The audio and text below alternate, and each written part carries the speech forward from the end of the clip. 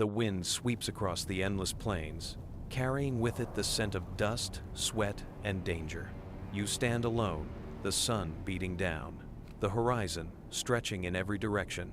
There is no cover, no shelter. Somewhere out there, hidden beyond your sight, a Comanche warrior is already watching you. You won't hear his horse until it's too late. You won't see the arrow until it's already flying. The Comanche were more than warriors. They were a force of nature, masters of speed, stealth, and unrelenting pursuit.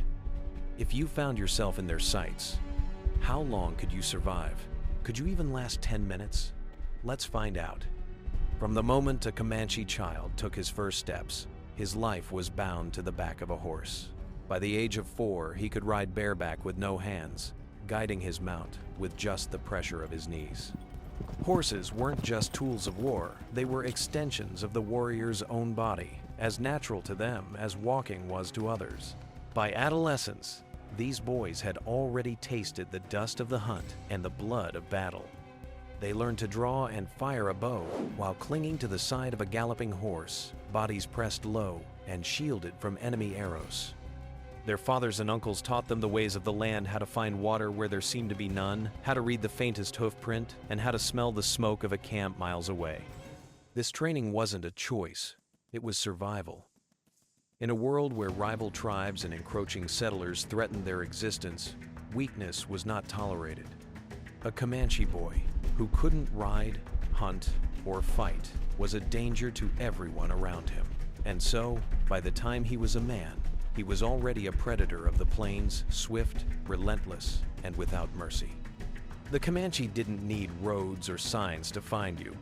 They could track you through a landscape that, to your eyes, looked like nothing but grass and dust. A bent blade of grass, a shifted pebble, a faint print in the dirt all spoke volumes to them. They could tell how long ago you had passed, how fast you were moving, and even whether you were tired or carrying a heavy load. If you thought you could hide, you'd be wrong. The Comanche could follow a trail through shifting sand, across rocky ground, even through water. They knew how to spot where you had disturbed the earth, where your scent might linger on the wind, and once they were on your trail, there was no escaping. Their sharp vision was matched by a predator's patience. A Comanche warrior could track you for days, never revealing himself, always staying just out of sight. You might think you'd lost them until you woke in the middle of the night to find the faint sound of hoofbeats in the darkness. By then, your fate was sealed. The most dangerous thing about a Comanche warrior wasn't just his speed, it was his silence. They could appear out of nowhere, a whisper in the wind before the sudden crash of an attack. To an enemy, the first sign of danger was often the moment an arrow struck. They mastered the art of using the land as a weapon. A stand of cottonwoods became a hiding place. A low rise in the earth masked their approach. They could ride low on the side of a horse, bodies hidden behind the animal's frame, making them nearly invisible until they were almost on top of you. In battle, their movements were fluid and unpredictable. They attacked in a sudden burst, then melted back into the landscape before their victims could regroup. The survivors, if there were any, often spoke of it as if the plains themselves had come alive to strike them down. And for you, caught alone out here, the moment you hear that first rush of wind, it's already too late. Speed was the Comanche's greatest weapon. On horseback, they moved like a storm, swift, violent, and gone before you could even raise your weapon. Their horses were small but agile, bred for endurance and lightning-fast bursts of speed. In open country, no one could match them.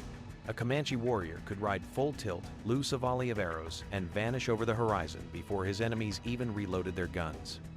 They learned to hang off the side of their mounts, firing from beneath the horse's neck or over its back, arrows coming from impossible angles. To watch them attack was to witness a blur of motion, man and horse moving as one, as if they were born from the same breath of wind. If you were on foot, you wouldn't have time to run. If you were mounted, you'd still struggle to match their pace. And if you thought your rifle gave you an advantage, you'd find it useless when faced with the sheer speed of their approach. The truth was simple. Once the Comanche closed the distance, the fight was already over. Before riding into battle, the Comanche prepared themselves not just in body, but in spirit. They adorned their faces and horses with war paint symbols that carried deep meaning, invoking protection, power, and the favor of the spirits. Every line, every color told a story of past victories, of ancestral guidance, of a warrior's personal totem. They believed the battlefield was not just a clash of men, but of forces unseen. Songs and chants would call upon their spirit allies, filling them with courage and sharpening their instincts. Some carried sacred items, feathers, bones, or small pouches tied to their weapons believed to shield them from harm or bring death to their enemies. This spiritual armor made them fearless. They did not ride into battle with hesitation. They rode with the conviction that the Great Spirit had already decided the outcome. And when you faced a Comanche warrior who believed he could not die until his time had come, you were fighting not just a man, but the unshakable will of his ancestors. The bow was the Comanche's signature weapon, short, powerful, and perfect for firing from horseback. Made from wood, horn, and sinew, it could punch an arrow through armor at close range. In skilled hands, it was faster and deadlier than the slow-loading rifles of their enemies. But they carried more than just bows. Lances, often over 10 feet long, gave them the reach to strike enemies from the saddle without slowing down. War clubs, heavy and brutal, crushed bone with a single blow. And when the white man's firearms became available through trade or capture, the Comanche adapted quickly, using pistols and muskets with lethal precision. Every weapon they carried was an extension of their skill. They didn't rely on sheer strength. They relied on accuracy, timing, and the element of surprise. Against a Comanche fighter, there was no such thing as a safe distance. If you were within sight, you were already within range. Once a Comanche warrior set his mind to the hunt, there was nowhere you could run. They could ride for days without rest, pushing both themselves and their horses beyond the limits of ordinary endurance. They knew every stream, every canyon, every patch of shade for miles, and they would use that knowledge to cut you off. Their pursuit was relentless.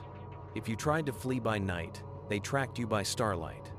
If you hid in the brush, they waited in silence until hunger or thirst drove you out. Their sense of timing was uncanny. They always struck when your strength was lowest, when you were at your most desperate. Those who survived told of the psychological strain, a growing certainty that the warriors were toying with them, appearing on the horizon, only to vanish again. And then, without warning, the final charge came. The moment they decided it was over, it was over. When the Comanche finally closed in, there was no negotiation, no mercy. Battle was swift and decisive.